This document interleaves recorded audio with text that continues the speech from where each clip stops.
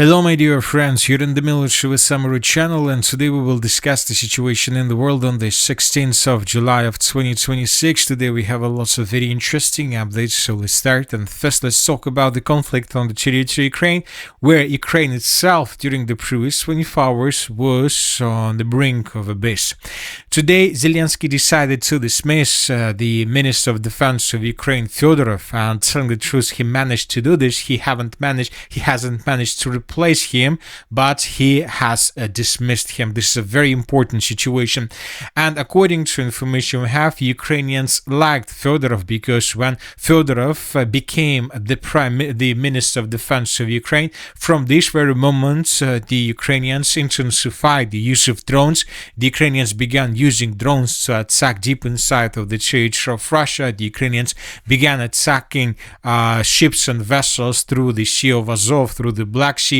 Lots of oil refineries were attacked by the Ukrainians. Lots of trucks and vehicles were destroyed and damaged along the main logistic lines. And all these things started when Fedorov became the Minister of Defense of Ukraine. So that is why Ukrainians liked him. And the situation that the Minister of Defense is being removed by the President Zelensky is not something that the Ukrainians would accept. So that is why starting this morning we began receiving videos like this where we can see protests, cardboard protests against the resignation of Defense Minister Fedorov are flaring up in Kyiv.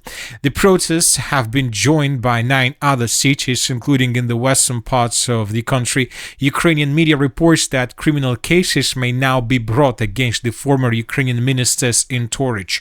Another important thing that during the day we start receiving more and more updates on this matter, and at some moments we received a report that a dozen other cities across Ukraine over the dismissal of defense minister joined this rally. So this is a very important situation, and due to this situation Zelensky was forced to change his opinion. During the previous 24 hours he made a very important statement. Zelensky on the protests against the removal of Fedorov: I understand, I hear, I respond to what society is saying.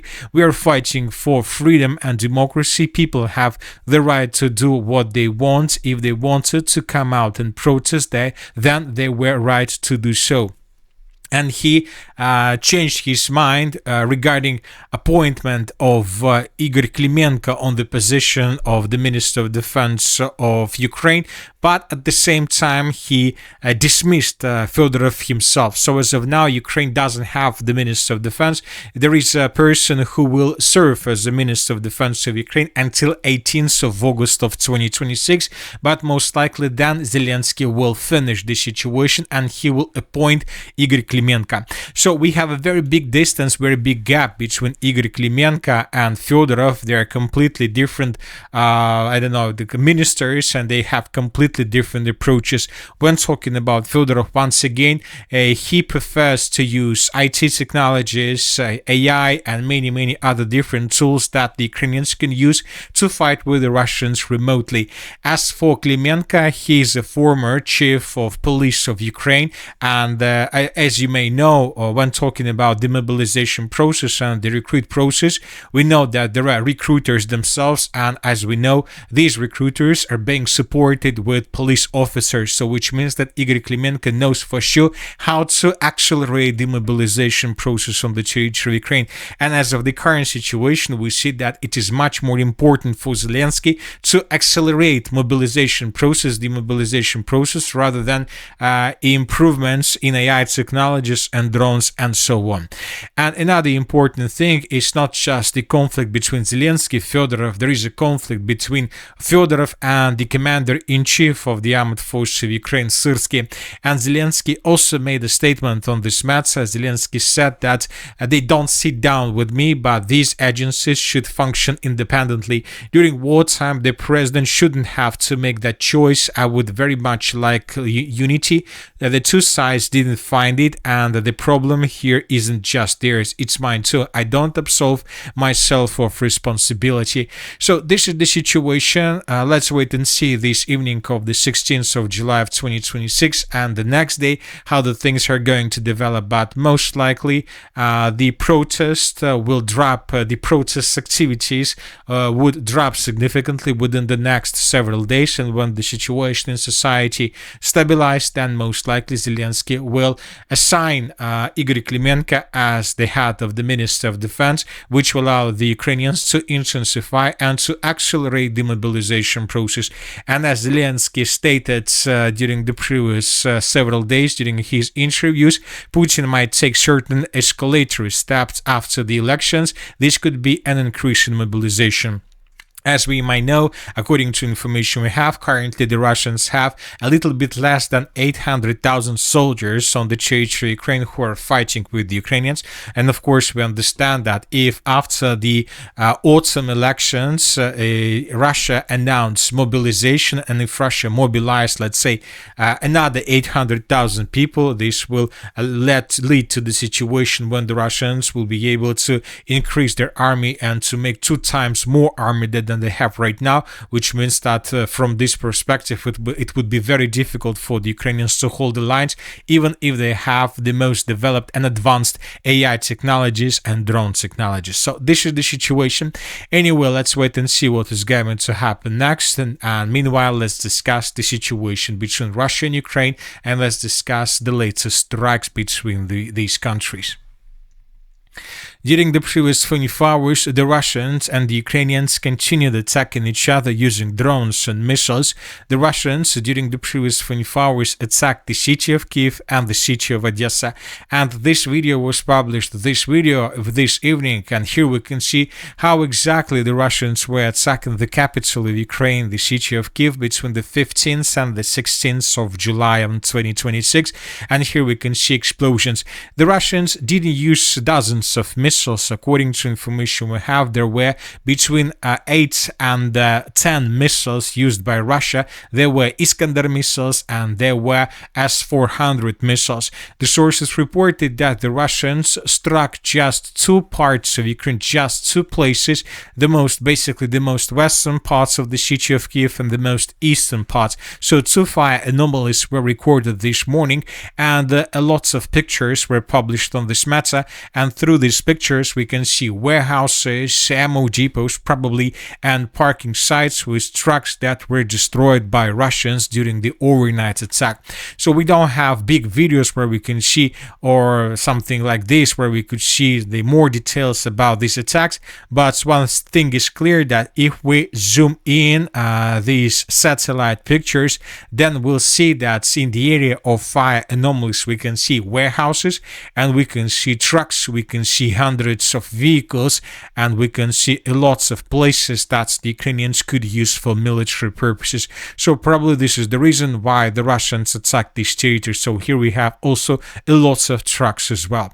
So this is the reason why the Russians attacked the city of Kyiv, but for some reason the Russians decided to stop their major attack, their massive attack, and they limited themselves with missiles and drones.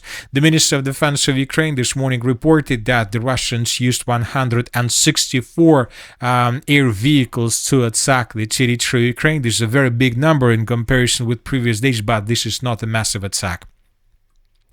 Furthermore, the Russians during the previous night attacked the city of Odesa, and we have lots of videos. The Russians were trying to hit and to destroy as many as possible vessels and tankers, and we received lots of videos on this matter. Here we have a vessel that was attacked by Russians and badly damaged. As you can see, most likely this vessel required from now on a very big probably main service or maintain. Furthermore, the Russians attacked they attacked lots of vessels, and we have lots of videos on this matter.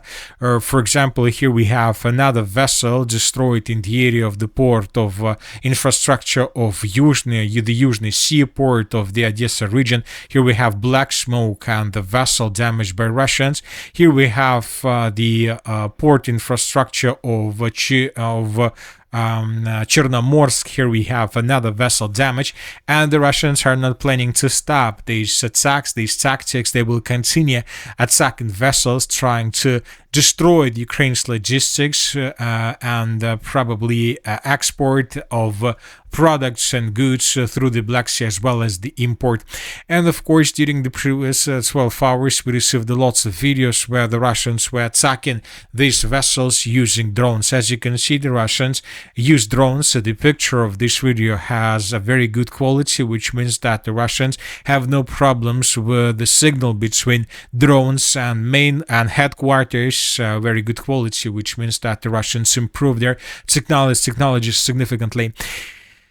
Meanwhile, the Ukrainians continue the battle through the eastern parts of the Black Sea. I would like to remind you that yesterday the Ukrainians, according to information we have, finished the battle for the Sea of Azov, and since the end of the 14th of July of 2026, we haven't received anything from this matter, because the Ukrainians shift their focus in the direction of the eastern parts of the Black Sea.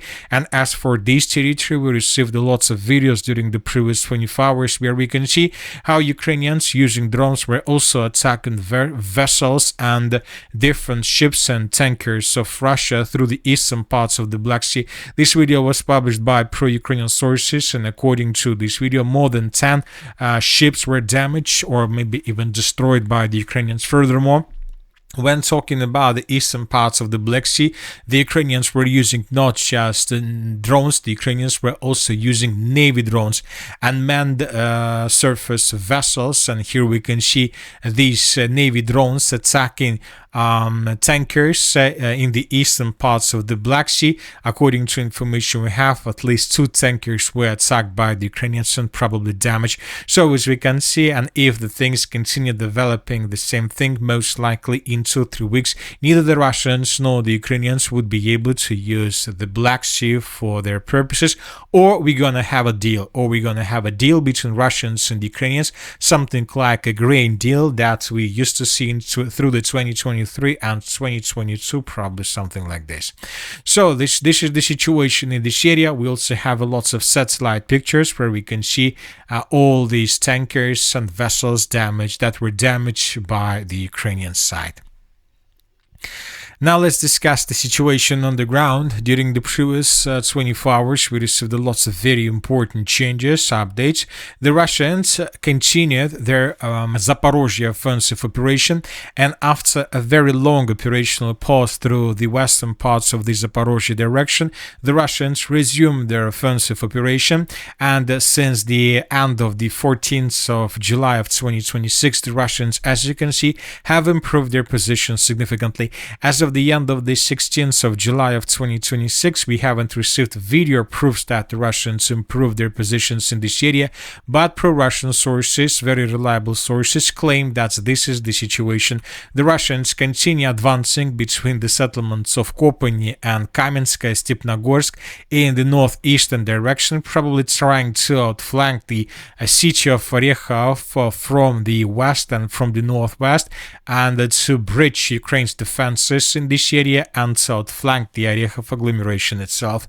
Meanwhile, the Russians continue bombing positions of the armed forces of Ukraine through the settlements of Yurevka, Kamyshevacha, using bombs, trying to soften defenses of the Ukrainian armed forces. So this is the situation through this area. Most likely in coming days we'll receive more updates about the situation. Furthermore, the Russians during the nights were attacking the city of Zaporizhzhia, warehouses, ammo depots, everything was attacked by Russians. As for the Dnipro and Dobropolye direction, we have small changes. The Russians, according to pro-Ukrainian sources, improved their positions through the eastern parts of the city of Belitska, and this video was published by pro-Ukrainian sources. And here we can see Russians that were moving along this tree line in the direction of the city of Belitska, in the direction of its eastern part. Based on this video, we came to conclusion that the Russians during the previous days improved their positions. This is the end of the 15th of July, and this is all already the end of the 16th of July of 2026. The Russians continue their offensive operation for the settlement of Belitska. It seems that the Russians will try to take the settlement under complete control. Meanwhile, the Ukrainians control around 80% of the city, and the Ukrainians are trying to hold their lines for as long as possible. Now let's talk about the Drishkovka-Slavinsk direction. We have significant changes to the east of the city of Kramatorsk, and these are the changes on the ground between the dates. This is the end of the 15th, and this is the end of the 16th of July of 2026. This video was published by pro-Ukrainian sources, and here we can see lots of episodes how Ukrainians using drones were attacking Russian positions through these tree lines. Based on this video, we came to the conclusion that the Russians managed to improve their position significantly these days. The Russians managed to shorten the distance to the city of Kramatorsk itself, and currently the distance between edge positions of the armed force of the Russian Federation and the city of Kramatorsk itself is around 5 kilometers, which is nothing. The Russians during the previous 2 weeks managed to improve their position significantly through the east and Kramatorsk direction, and we see that the Russians continue advancing. If the Russians are able to break through Ukraine's defenses through this area, and furthermore, if the Russians are able to answer the eastern parts of the city of Kramatorsk, this will change the situation, and this is going to be obviously a media victory for Russians. Meanwhile, the Russians continue bombing the city of Kramatorsk with aviation. During the previous 24 hours, lots of explosions were recorded through the city. Probably the Russians managed to damage this facility, this industrial zone in the central part of the city of Kramatorsk that most likely the Ukrainians use for military purposes. Now let's move further. As for the Kupyansk direction, during the previous 12 hours, we received a very interesting report. More precisely, we received lots of updates, but the most important is not the things and videos that we can see through these updates. The most important is position. As you can see, all these updates are located to the west of the city of Oskol. We stopped receiving anything through the eastern parts of the river of Oskol when talking about Russia's drone strikes and so on, which means that most likely the Russians either finished the battle for the eastern parts of the river of Oskol or about to do this, and now the Russians are focused to attack positions of the armed forces of Ukraine to the west of the city of Kupyansk-Uzlavoy on the way towards the settlement of Shevchenka. So these updates and these coordinates signal us that most likely the Russians may be even already on the Ukraine side of the river of Oskol. As for the northern directions, during the previous 12 hours, the most important updates we received from the northern Kharkiv direction, from the Kharkiv direction itself. The Russians attacked the territory in the Kharkiv direction. We have this video published by sources. According to this video, another gas station to the southwest of the city of Kharkiv was destroyed. We are talking about this territory. Also, we can see a parking site with trucks in this area. Furthermore, the Russians attacked the city of Kharkiv itself during the nights, and this morning we received this video where we can see the consequences of attack. A building, multi-story building, was significantly badly damaged. To the north of the city of Kharkiv, the Russians continue advancing both in the Kazachi Lopan direction and Vysokaya Ruga direction. The Ukrainians published this video where we can see how Ukrainians were attacking positions of the armed forces of the Russian Federation along the western bank of the Trevianska water reserve. So this forest was attacked by the Ukrainians, which means that the Russians right now continue advancing further in the area of Male Prokhody through this big forest with the purpose to get as close as possible the city of Kharkiv. The Russians continue the Kharkiv offensive operation. We see that almost every single day, every single week we have changes. Sometimes the changes are very small, but we have them, and we color and color and color this territory in the Russian favor. As for the Sumy direction, no changes were recorded during the previous 24 hours. Another important thing is the situation with the northwestern parts of Ukraine. If you remember, yesterday we discussed that for the first time for a very long period of time, or maybe for the first time since the beginning of the special military operation, the Russians destroyed a gas station along the MO7 road between the border with Poland and the city of Kyiv. And today pro-Ukrainian sources published an article, and according to this article we see that the Russians turned on the equipment along the border between Belarus and Ukraine that allows the Russians to control drones, and this is the approximate roads of attack, and this road shows how exactly the Russians destroyed the gas station to the northwest of the city of Kyiv. So now we see that the Russians don't keep this equipment along the border always turned on. They turn them on only when needed, which means that this situation simplifies the diplomacy between Belarus and Ukraine, and at the same time this situation allows the Russians to continue using this equipment to increase the accuracy of strikes along the MO7 roads through these northwestern parts of Ukraine. But at the same time we see that the Russians don't use this equipment at full capacity, which means that the Russians are still preparing themselves before something bigger. And that's it for today. The Military Summary channel reminds to condemn any violence in the world. Thank you for your watching. Subscribe to my channel, put your likes to my Patreon, and have a good day. Bye bye.